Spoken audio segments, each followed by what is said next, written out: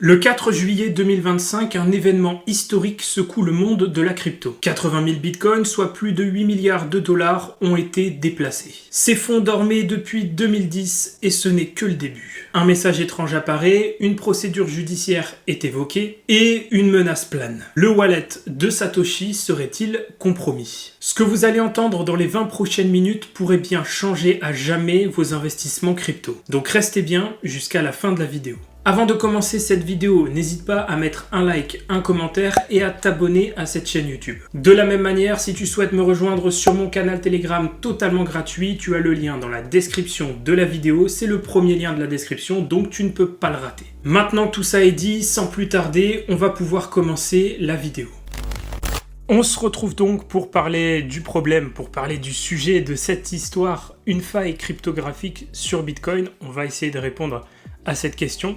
Déjà, dans un premier temps, j'aimerais remercier CypherTux sur Twitter, puisque c'est grâce à lui que j'ai été, on va dire, initié à cette histoire et que j'ai pu prendre conscience de ce qui se passe actuellement sur Bitcoin, sur certaines clés privées adresses Bitcoin.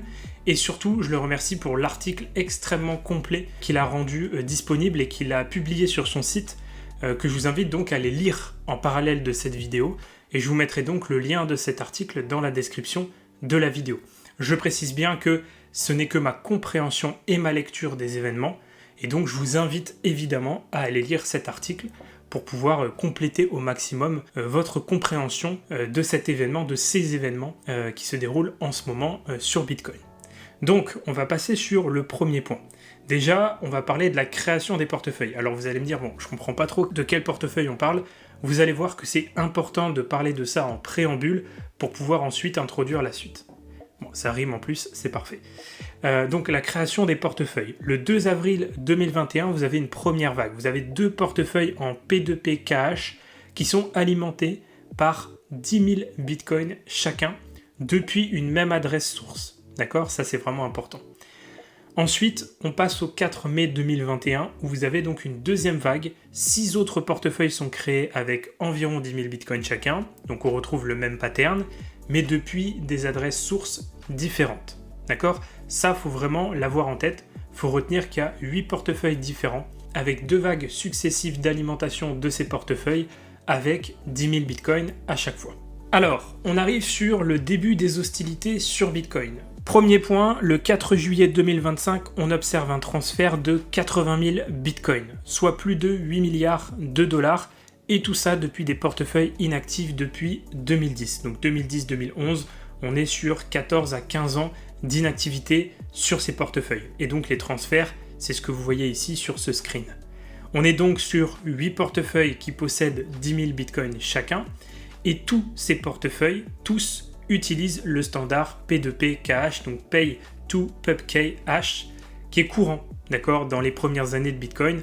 C'est un standard qu'on retrouvait massivement dans les clés privées, dans la création des portefeuilles à l'époque. Et donc, je précise ici qu'on n'observe aucun mouvement ni transaction sur ces portefeuilles depuis 2010-2011, ce qui correspond à la date de la création de ces portefeuilles. Et ce qu'il faut comprendre, c'est que des portefeuilles comme ça, inactifs depuis plus de 10 ans, on les appelle des portefeuilles dormants, des wallets dormants. C'est-à-dire vraiment des portefeuilles qui ne bougent plus, qui montrent plus aucun signe d'activité. Donc évidemment, quand on commence à de nouveau avoir des signes d'activité ou des mouvements sur ces portefeuilles, donc pas des entrées, puisque ça, n'importe qui pourrait envoyer de la crypto sur ces portefeuilles, mais plutôt des sorties, c'est là qu'effectivement, ça déchaîne les foules et ça contribue à réveiller l'ensemble de l'écosystème crypto. On arrive donc sur le point numéro 3, donc suivez bien la chronologie des événements. De toute façon, je vais vous la rappeler par la suite dans ma préparation, dans cette petite infographie que j'ai réalisée ici. On a donc l'utilisation de la commande OP Return. Donc le 1er juillet 2025, un message est reçu par les 8 portefeuilles. Ce message dit « We have taken possession of this wallet and its contents ». D'accord? Ce qui veut clairement dire en bon français qu'ils ont pris possession du wallet et du contenu de ce wallet. Donc l'entité derrière tout ça aurait pris possession des 8 portefeuilles et du contenu de ces 8 portefeuilles. On va voir par la suite que c'est le cas concrètement, puisque ces portefeuilles-là ont été vidés et l'argent, donc les 80 000 bitcoins, ont été envoyés vers une autre adresse. Ça, donc, c'est le premier message qui est reçu par les 8 portefeuilles le 1er juillet 2025. Ensuite, directement après, vous voyez, on a la correspondance ici en termes d'heures, minuit 30, minuit 54. Vous voyez donc que quelques minutes après, un nouveau message est reçu par les 8 portefeuilles, que je vais vous traduire, donc pas abandonné, prouve-le en faisant une transaction on-chain en utilisant cette clé privée, avant le 30 septembre. Globalement, ce message dit que si le portefeuille n'est pas abandonné, si le portefeuille n'est pas inactif, le propriétaire doit le prouver en mettant en place une transaction en utilisant la clé privée du portefeuille avant le 30 septembre. On arrive donc à la date du 3 juillet 2025 et cette fois-ci les 8 portefeuilles reçoivent une invitation vers un site juridique. Ce site juridique s'appelle salomonbros.com et on va revenir dessus un peu plus tard. Il faut savoir que salomonbros.com devient accessible le même jour et la création du nom de domaine date de 2023. Donc tout ça est très bien rodé, très bien huilé et vous voyez qu'on est dans une chronologie presque parfaite, voire même limite troublante des événements, tellement tout est bien ficelé. On arrive donc au point numéro 4. D'accord ? Si vous avez un peu de mal à suivre, c'est pas grave, vous allez voir que je vais tout récapituler par la suite. Qu'est-ce que le point numéro 4 ? Eh bien, c'est tout simplement la planification sur Bitcoin Cash, ce qui montre que l'entité derrière tous ces mouvements avait un plan bien précis, puisqu'on sait que l'entité contrôle les clés privées des portefeuilles ciblés, et on va le voir avec l'analyse sur Bitcoin Cash. Il faut savoir que pour l'un des 8 portefeuilles de 10 000 Bitcoin, c'est la même adresse qui existe sur la blockchain Bitcoin Cash, d'accord ? Et le 4 juillet 2025, on observe un premier mouvement sur Bitcoin Cash. 10 000 bitcoins sont déplacés d'un premier portefeuille, ce qui prouve la maîtrise de la clé privée de ce portefeuille en question. Résultat, le même jour dans la foulée, on a la même exécution sur Bitcoin. L'entité à l'origine de ce déplacement des 10 000 bitcoins sur Bitcoin Cash réalise la même transaction sur le réseau Bitcoin cette fois-ci, de manière synchronisée. On a 10 000 bitcoins depuis le même portefeuille qui sont transférés, qui sont déplacés 1 heure après le mouvement sur Bitcoin Cash. Encore une fois, des coïncidences plutôt troublantes qui laissent clairement à penser que c'est la même entité qui agit exactement de la même manière. À chaque fois, vous avez les screens qui proviennent du site de Cyphertux et je le remercie encore pour cette enquête, pour cette investigation.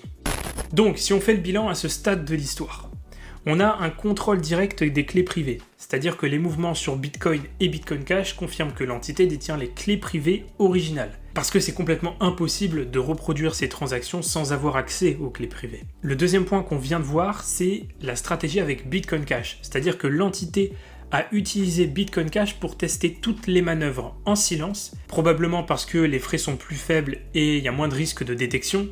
Tout ce qui se passe sur le réseau Bitcoin est scruté par plein d'utilisateurs, c'est beaucoup moins le cas sur le réseau Bitcoin Cash. Donc avec ça, il s'assure que les clés privées sont valides et fonctionnelles avant de répéter l'opération finale sur Bitcoin.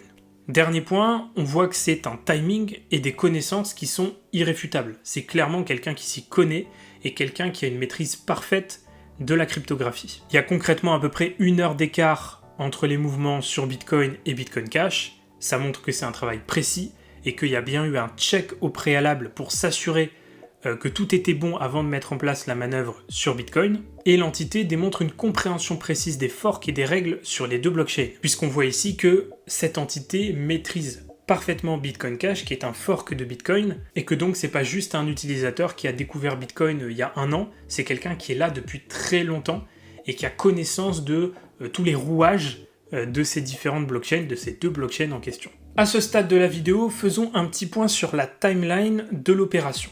Déjà, en 2011, vous avez la création de 8 portefeuilles P2PKH qui contiennent environ 10 000 bitcoins chacun.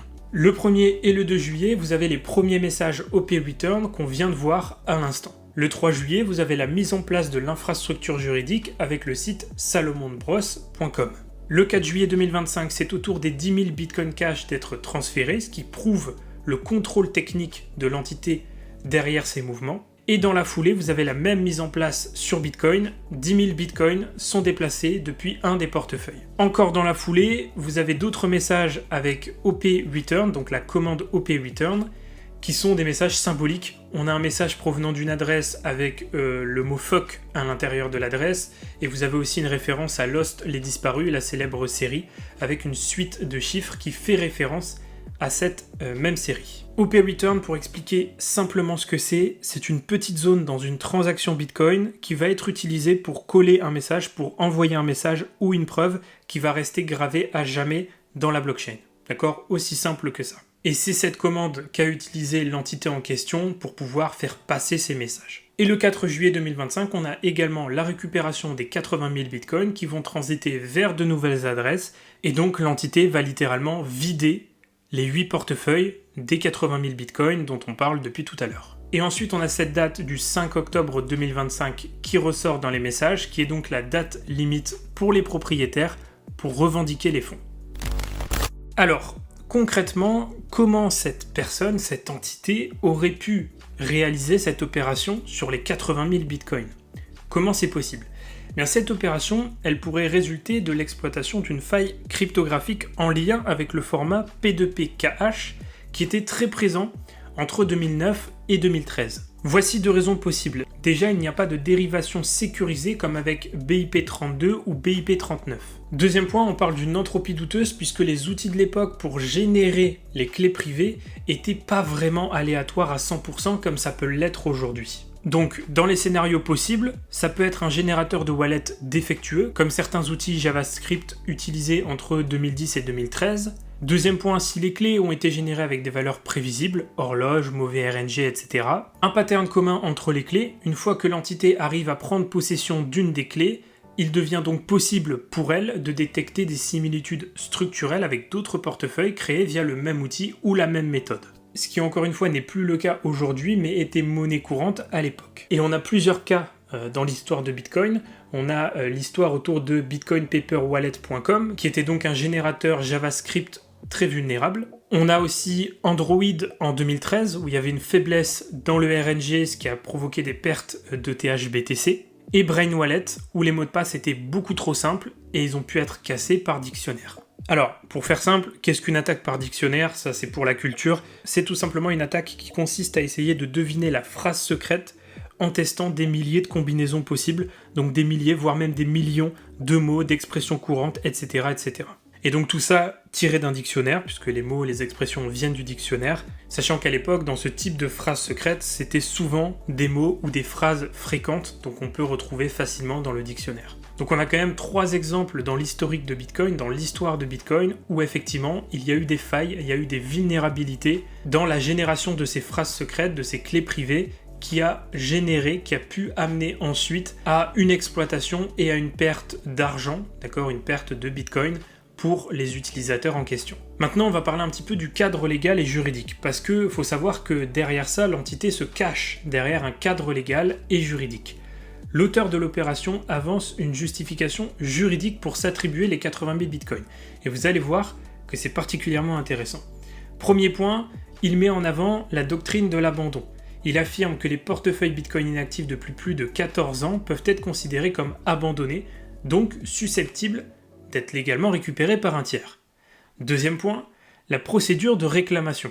Le propriétaire légitime peut revendiquer les fonds en fournissant une preuve cryptographique on-chain ou en soumettant une documentation légale à travers le site. C'est pour ça qu'il laisse la possibilité aux propriétaires légitimes de se manifester avant le 5 octobre 2025. Troisième point, on parle d'un délai de grâce fixe. C'est un délai de 90 jours qui est accordé donc jusqu'au 5 octobre 2025 pour que les véritables détenteurs se manifestent, ce qu'on était en train de préciser juste avant. Après ce délai, l'entité pourrait revendiquer une appropriation légale des fonds en s'appuyant sur le silence des anciens propriétaires. Franchement, ça veut tout dire, et même si, on va le voir par la suite, c'est pas forcément suivi par la loi tout ça, ça mérite d'être potentiellement pas totalement fou.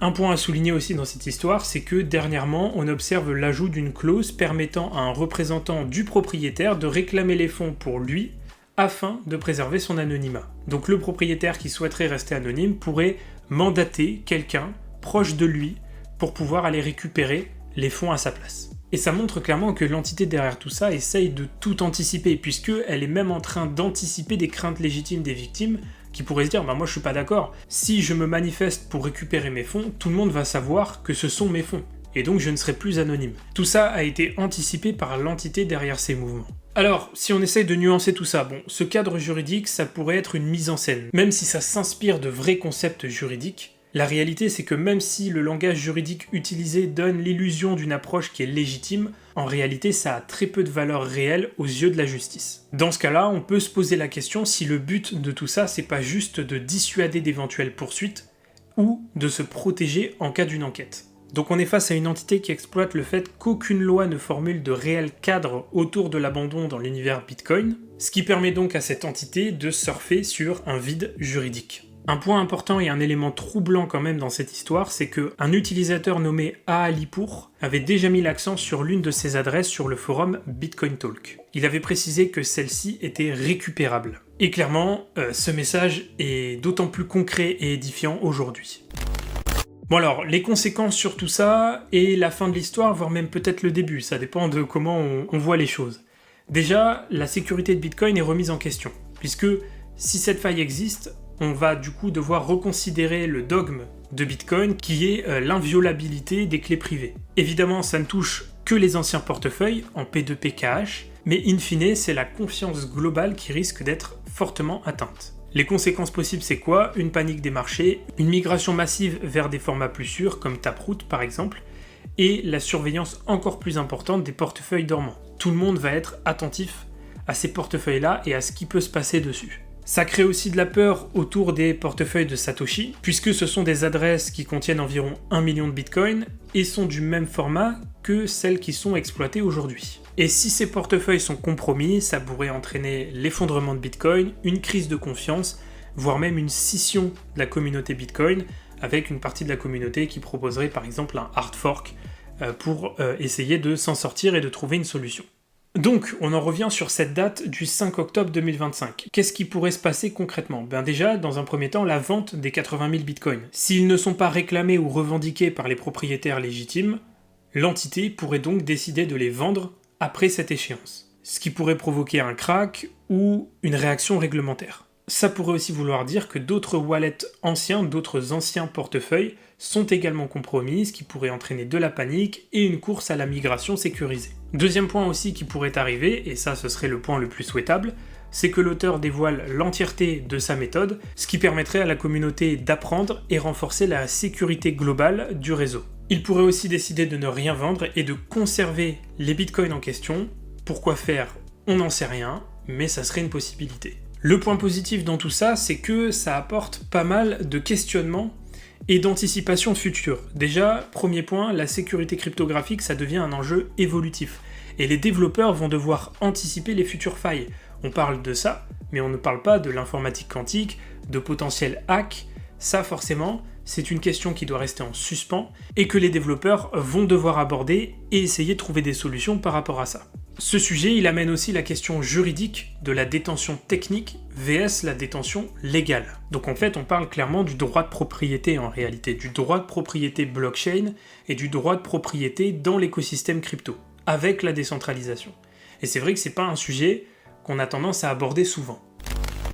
En conclusion, qu'est-ce qu'on peut retenir de tout ça? La prochaine étape critique, au-delà du 5 octobre 2025, qui est vraiment la date butoir, c'est surtout le 30 septembre 2025, d'accord? Puisqu'on sait que entre le 30 septembre 2025 et le 5 octobre 2025, c'est la fameuse période tampon à partir de laquelle, si les propriétaires ne revendiquent pas la propriété de ces bitcoins, ils pourraient tout simplement ne plus leur appartenir. Et donc, ça serait la date potentielle de vente pour ces fameux 80 000 bitcoins. Si ces bitcoins sont liquidés, ça risque quand même de provoquer un choc assez fort sur le marché.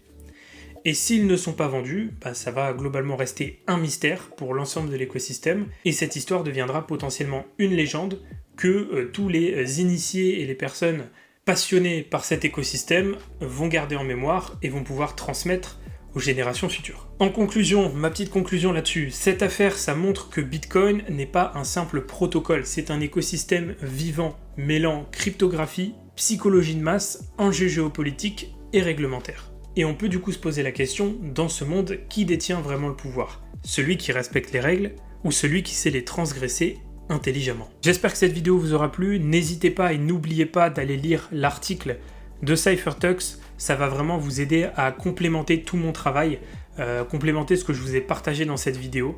On est quand même sur un sujet extrêmement complexe, on est aussi sur un sujet extrêmement important, voire même critique pour certains. Vous allez certainement en entendre de plus en plus parler sur YouTube, les réseaux sociaux, etc. Donc j'espère que ça vous aura donné envie d'aller vous renseigner au maximum sur cette histoire et en maîtriser le plus possible les tenants et les aboutissants. Allez, je clôture cette partie explication et je vous retrouve en full screen pour l'outro de la vidéo. Le 5 octobre 2025 approche et le compte à rebours est lancé. Est-ce un génie du hacking ou un simple coup de bluff avec un marketing hors pair? On va le savoir bien assez tôt. Dites-moi ce que vous pensez de tout ça dans les commentaires. Est-ce que selon vous, le wallet de Satoshi est en danger? N'oubliez pas de mettre un like et de vous abonner également à la chaîne YouTube. Évidemment, vous pouvez me suivre dans mon Telegram totalement gratuit, le lien est en description, puisque je vais probablement faire un update de cette histoire directement sur Telegram. Si vous voulez me suivre sur mes autres réseaux sociaux, que ce soit Instagram ou TikTok, vous avez tous les liens également dans la description de la vidéo. Et pour ce qui est de mes programmes, pour ceux qui sont restés juste ici, vous avez un code de réduction de moins 30% sur l'ensemble du site Dailyinvest. N'hésitez pas à aller faire un tour sur le site et utiliser le code JULES30 pour bénéficier de 30% de réduction. Vous retrouverez toutes les informations dans la description.